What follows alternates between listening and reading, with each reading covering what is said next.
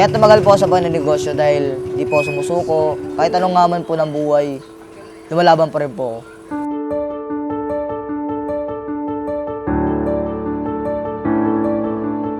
Ako po si Mark Anton Navarro, 21 years old, from Taguig City.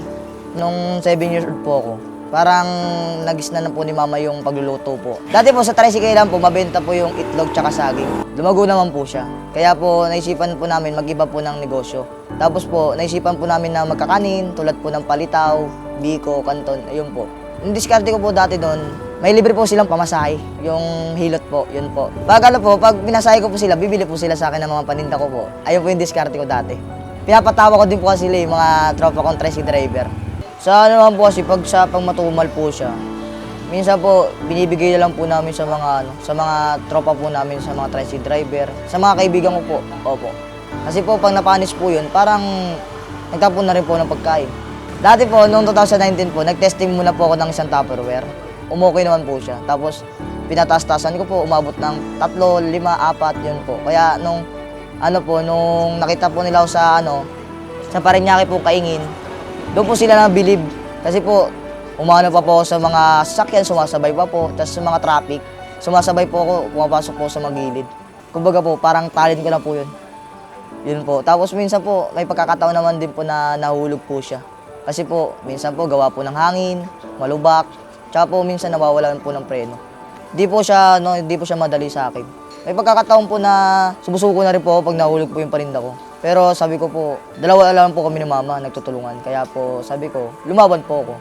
Tumatayo pa rin po ako, tsaka nagpapasaya pa rin po ako kahit nahulog po yung paninda ko. Si mama po talaga may pinag-ipunan po siya na e-bike po talaga gusto yung mama eh. Para po mas mapadali po yung trabaho ko po. Natutunan ko po sa pagninegosyo po yung hindi po madali kumita ng pera. Kaya tumagal po ako sa pagninegosyo dahil di po sumusuko. Kahit anong ngaman po ng buhay, lumalaban pa rin po ako. Hindi ko po kailangan na maraming tubo. Okay lang po sa akin kahit kunti lang po basta may punan pa rin po na ilalabas. Ipon-ipon lang po. Kaya hanggat lumaki.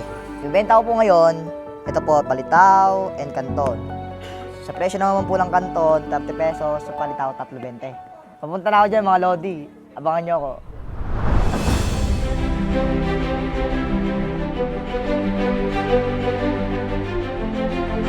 Ngayon po, hindi nyo na kailangan ng bike at magbalansa dahil mula po sa Maniguro, ang bago nyo pong e-bike. Wow! Ano po, malaking tulong po yan dahil di na po mag-balance tsaka di na po mapapagod. Mag-safe na po siya ngayon. Ngayon po, di na po siya mahulog.